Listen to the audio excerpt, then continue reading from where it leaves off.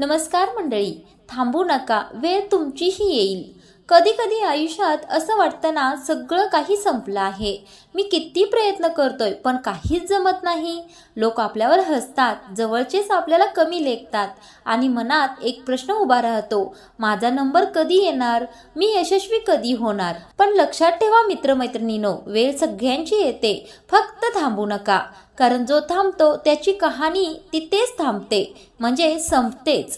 पण जो प्रयत्न करत राहतो त्याच्यापासूनच इतिहास लिहिला जातो। बघा मित्रमैत्रिणींनो, राम नावाचा एक साधा तरुण होता। घर गरीब, परिस्थिती कठीण, पण स्वप्न मोठं होतं। तो म्हणायचा, एक दिवस मी माझं काहीतरी करून दाखवणारच। पण जगाने त्याच्यावर हसून घेतलं। मित्र म्हणाले, तुझ्याकडून काहीच होणार नाही रे। नोकरी मिळाली नाही, व्यवसाय सुरू केला तर तो अर्ध्यातच बंद पडला। पण तरीही राम थांबला नाही। त्याने ठरवलं, हार मानायची नाही, कारण मी जर आज थांबलो तर उद्या माझं स्वप्न कुठे जाईल बरं। कधी कधी आपण खूप प्रयत्न करतो पण काहीच होत नाही, जणू सगळं आपल्या विरोधातच आहे असं आपल्याला वाटतं। घरचे म्हणतात, आता सोड हे सगळं, तुला नाही जमणार। मित्र दूर जातात आणि मन देखील खचून जातं। पण हाच काळ असतो परीक्षेचा काळ, कारण ज्या माणसावर संकट येतात त्याला देव काहीतरी मोठं देणार असतो। अंधाराचा अर्थ हा शेवट नसतो, तो नव्या पहाटेचा संकेत असतो। रामने रोज थोडं थोडं काम सुरू ठेवलं। छोट्या दुकानात ग्राहक कमी होते, पण त्याचं मन मोठं होतं। तो म्हणायचा, कधीतरी हे दुकान मोठं होईल। हळूहळू त्याने लोकांचा विश्वास मिळवला।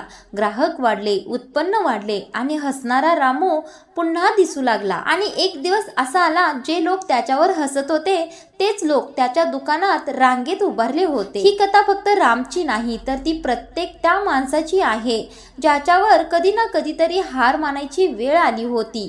तुम्ही शेतकरी असाल, कामगार असाल, गृहिणी असाल, विद्यार्थी असाल, संघर्ष सगळ्यांच्या आयुष्यात असतो। फरक फक्त एवढाच की काही लोक थांबतात आणि काही लोक पुढे जातात। तुमच्या आयुष्यातील अडचण ही शेवट नाही, ती फक्त तुमचं यश लांबवते, रद्द करत नाही। आज ज्या लोकांकडे तुम्ही बघून म्हणता ना, काय भाग्यवान आहेत हे, तेही कधीतरी अंधारातच होते। पण त्यांनी संकट पाहिली, हसणं थांबवलं आणि स्वतःवर शंका घेतली नाही। पण त्यांनी एक गोष्ट कधीच केली नाही, ते कधीच थांबले नाहीत। त्यांचं काम त्यांनी कधीच सोडून दिलं नाही। म्हणूनच त्यांची वेळ आली आणि तुमचीही येईल। थोडं थांबा, प्रयत्न करत राहा, कारण देव कधीही प्रयत्न वाया जाऊच देत नाही।